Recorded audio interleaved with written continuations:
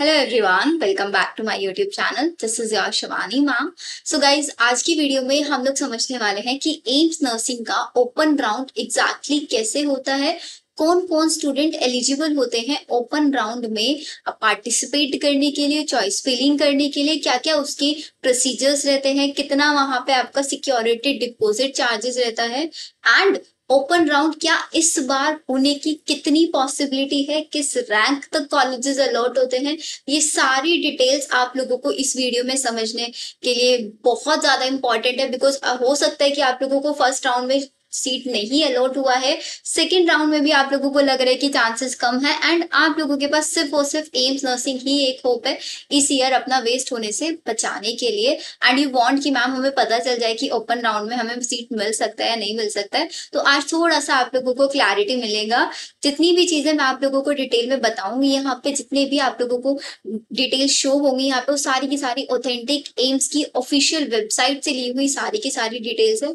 Make sure video को and तक देखना है। वीडियो अच्छी लगे तो जल्दी से एक बार वीडियो को लाइक कर दो, then we can start with our topic. जल्दी से वीडियो को लाइक करो एंड सब्सक्राइब द चैनल। अगर आप चैनल पे नए आए हो प्लीज सब्सक्राइब करके जरूर जाना। लेट्स सी, अब देखते हैं हम लोग सबसे पहले कि एम्स नर्सिंग का ओपन राउंड का क्या एग्जैक्टली शेड्यूल रहता है।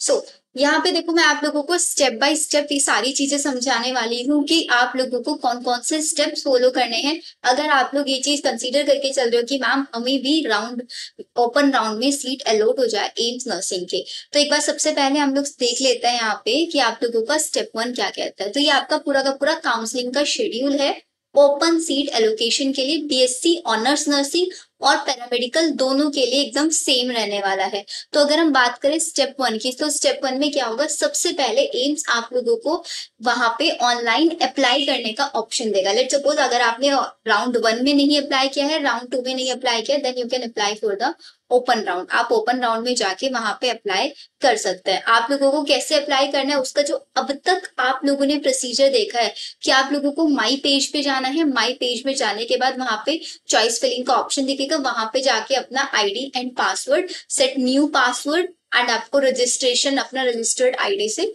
लॉग इन कर लेना। अगर आपने पहले से लॉग इन करके रखा हुआ है, वहां पे साइन अप किया हुआ है, अगर आपने साइन अप नहीं किया हुआ है आप वहां पे न्यू रजिस्ट्रेशन भी कर सकते हैं।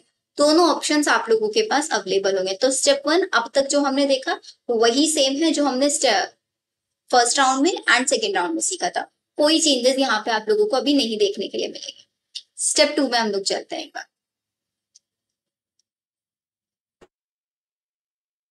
यही सेम है। अब अगेन स्टेप 1 में देखो, अब तक के स्टूडेंट से क्या था कि अब तक एम्स ने कोई भी फीस आप लोगों से नहीं लिया था, ना ही आपका राउंड 1 में, नहीं आपका राउंड 2 में। सिर्फ जिस स्टूडेंट को सीट अलॉट हुआ था उसको as a security deposit 1 lakh का अमाउंट ट्रांसफर करना था।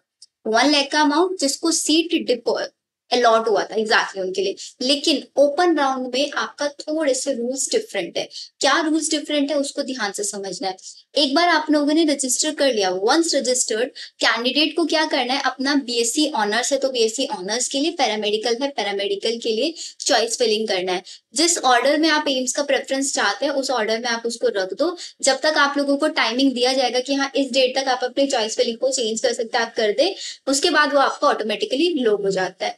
देन आप लोगों के on logging in confirm your name and candidate ID, choice button पे जाना है, एक्सरसाइज करना है इन चॉइसेस का, ऑर्डर करना है एंड सबमिट कर देना चॉइस का, ये करना है कैंडिडेट्स। उसके बाद जैसे ही आप चॉइस फिलिंग फिनिश कर देंगे उसके बाद ये आपसे एक फीस डिपॉजिट कराएंगे। कितनी फीस है ध्यान से समझना है। Candidates are required to deposit the amount 25,000। 25,000 हमारे बीएससी नर्सिंग के लिए। अगर आप ओपन राउंड में पार्टिसिपेट करना चाहते हैं तो आपको 25,000 का फीस डिपॉजिट करना पड़ेगा वहां पे।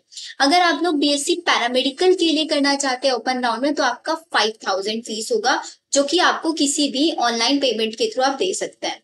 ठीक है, माई पेज पे ही आपको ये ऑप्शन अवेलेबल होगा वहां पे। Candidate can view the choices submitted. आपने जो अपनी चॉइसेस सबमिट कर दिया आप उनको इजीली देख सकते हैं एंड आप उनको वहां पे लॉक कर सकते हैं। अगर आप लोग उससे satisfy, then you can also take out a print out इसका।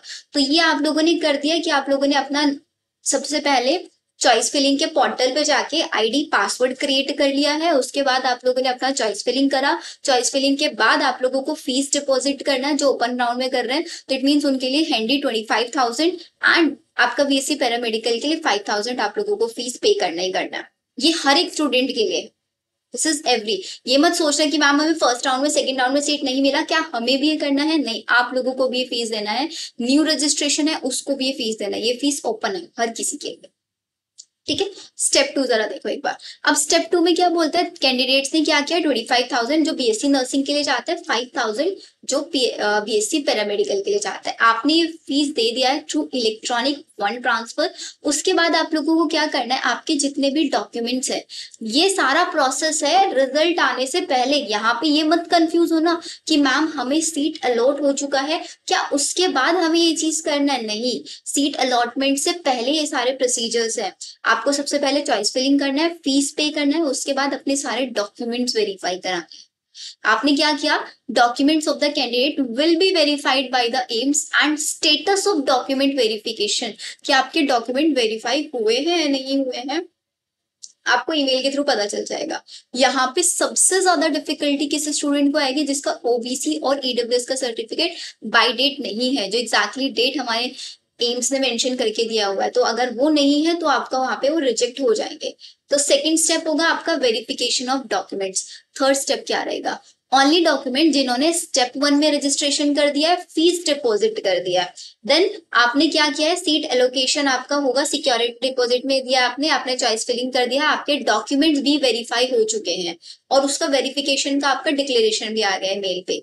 उसके बाद आप लोगों का रिजल्ट आएगा। Candidates will be mandatorily required to accept the allotted seat in open round of online seat allocation। मतलब ये सब करने के बाद आप लोगों के पास रिजल्ट आता है ओपन राउंड का एंड उसमें यू सी कि आप लोगों को सीट अलॉट हुआ है। तो आप लोगों को क्या करना है, अगर सीट अलॉट हो चुका है तो आप लोगों को सीट को एक्सेप्ट करना है। देखो मैंडेटरी है हर एक स्टूडेंट के लिए कि भाई आपको सीट एक्सेप्ट करना ही करना है and report to deposit original documents. अपने सारे ओरिजिनल डॉक्यूमेंट्स लेके आप लोगों को अलॉटेड एम्स में फिजिकली विजिट करना है। बट चलो पहला केस तो ये होगा कि आप लोगों को सीट अलॉट हुआ और बाय चांस आप लोग फेल हो जाए, it means fail in the sense कि आप एम्स में जो आपको अलॉटेड एम्स है आप उसको नहीं लेना चाहते हैं, या फिर आप विद इन द डेट अपने ओरिजिनल डॉक्यूमेंट्स वहां पे वेरिफिकेशन के लिए नहीं सबमिट कर पाता है। उस केस में क्या होगा, आपका जो 5,000 है, मतलब 25,000 आपका नर्सिंग वाले स्टूडेंट्स के लिए, 5,000 आपका बीएससी पैरामेडिकल वाले स्टूडेंट्स के लिए, वो सिक्योरिटी फीस वहीं पे आपको रिफंड नहीं मिलने वाला है। दिस इज ओनली फॉर दो स्टूडेंट जो ओपन राउंड में पार्टिसिपेट करेंगे, उनको सीट अलॉट होगा एंड स्टिल वो वाले स्टूडेंट्स सीट नहीं लेंगे। अब आप बोलोगे मैम 1 लाख वाला उन वाले स्टूडेंट्स के लिए जिन्होंने राउंड 1 में अपग्रेडेशन कराया, 1 लाख सिक्योरिटी फीस डिपॉजिट किया था ना वहां पे, सेकेंड राउंड में भी अपग्रेडेशन करा दिया है, वो ओपन राउंड में आ गए। ओपन राउंड में आने के बाद अगर आप लोग फिर से सीट नहीं लेता है, आपकी वो 1 लाख चली जाएगी प्लस ये 25,000।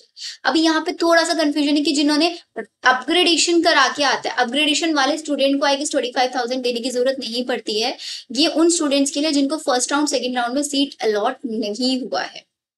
ओपन राउंड में सीट अलॉट हो गया है लेकिन 25,000 आपको सबमिट करने पड़ेंगे रजिस्ट्रेशन के टाइम पे ओपन राउंड में, एंड 25,000 अगर सीट नहीं लोगे तो वहीं पे आपके फॉरफिट हो जाएंगे। अपग्रेडेशन वाले केस में आपके 1 लाख जाएंगे, बिकॉज अपग्रेड करा के आ रहे हो। आपको राउंड 1 या राउंड 2 में आपको कॉलेज अलॉट हुआ होगा, कोई ना कोई एम्स आपको अलॉट हुआ होगा, लेकिन आपने एक्सेप्ट नहीं किया होगा। तो इसका मतलब वहां पे आपने 1 लाख पे किया होगा तभी आपको अपग्रेडेशन मिला होगा। 1 लाख पे किए बिना अपग्रेडेशन नहीं मिलता है। समझ आ रही है ना चीजें, कोई कंफ्यूजन नहीं है किसी को भी। राउंड 1 राउंड 2 में जो अपग्रेड करा के आ रहे हैं उनको यहाँ पे डायरेक्टली एंटर हो जाएंगे, ये 25,000 नहीं देने हैं। लेकिन जो स्टूडेंट राउंड 1 राउंड 2 में सीट अलॉट नहीं है उनके लिए 25,000 फीस। क्लियर यहाँ तक? एक बार आगे देखो।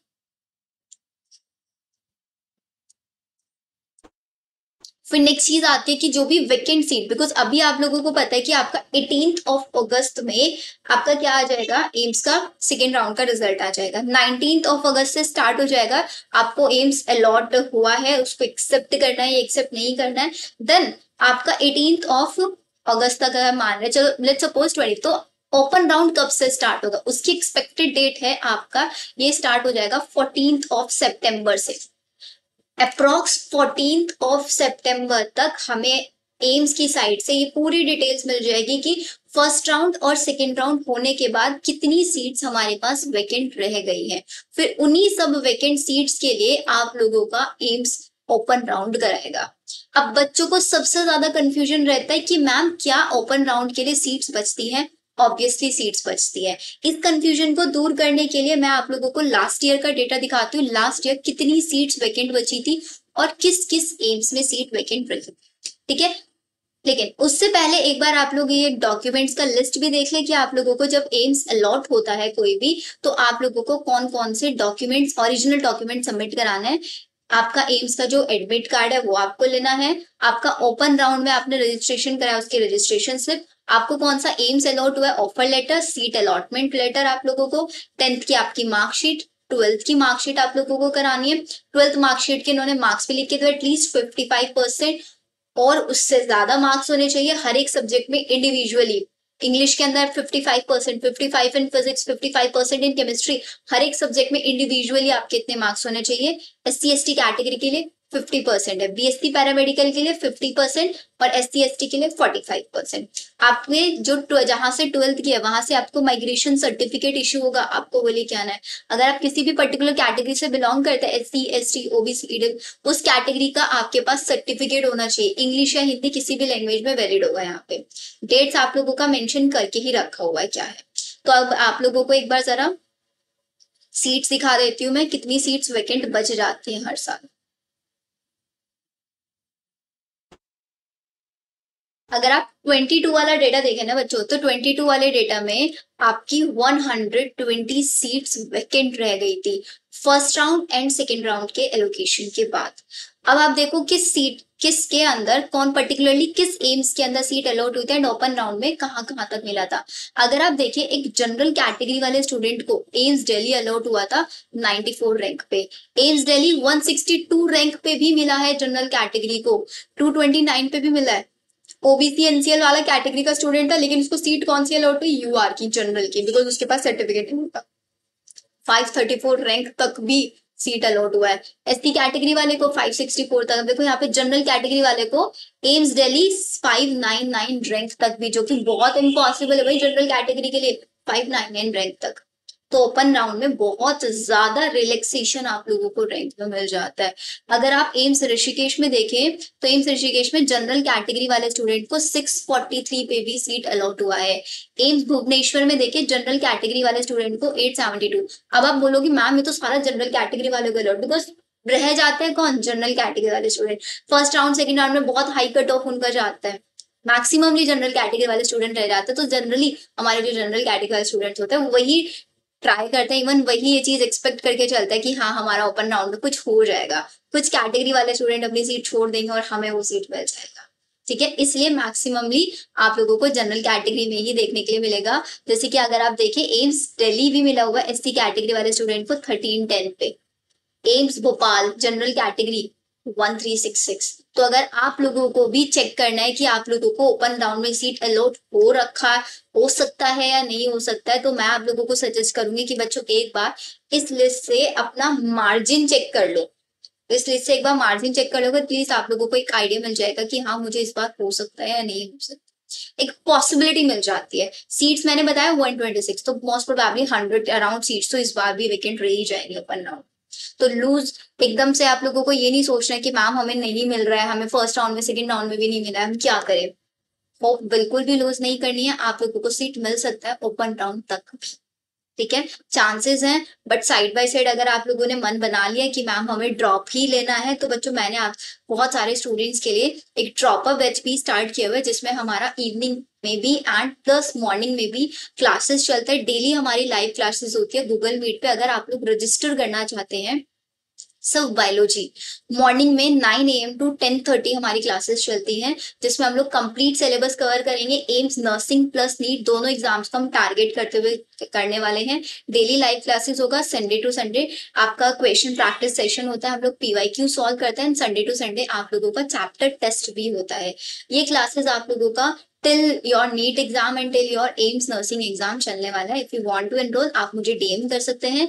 टेलीग्राम चैनल का लिंक आप लोगों को डिस्क्रिप्शन में प्लस चैट सेक्शन में भी मिल जाएगा पिन हुआ। आप वहां से ज्वाइन करके आप मैसेज भी कर सकते हैं, या फिर आपको डिस्क्रिप्शन में मेरा व्हाट्सएप नंबर मिल जाएगा। व्हाट्सएप नंबर पे आप मैसेज कर सकते हैं, ma'am I want to enrol for biology classes and for AIIMS nursing और as well as for NEET exam. ठीक है, तो हम लोग मिलते हैं नेक्स्ट वीडियो में। नेक्स्ट वीडियो में मोस्ट प्रोबेबली हमारा जब सेकंड राउंड का रिजल्ट आ जाएगा तो उस सेकेंड राउंड के रिजल्ट्स को थोड़ा एनालिसिस करके हम लोग वहां से एग्जैक्टली डेटा पता करेंगे कि ओपन राउंड में किस रैंक तक चांसेस है मिलने का, प्लस उसके साथ साथ हम लोगों को थोड़ा वैकेंट सीट कितनी रह गई है उसका भी आइडिया लग जाए। क्लियर? सो मिलता है नेक्स्ट वीडियो में। Bye everyone. अगर वीडियो अच्छी लगे तो प्लीज चैनल को सब्सक्राइब जरूर करें। Bye everyone.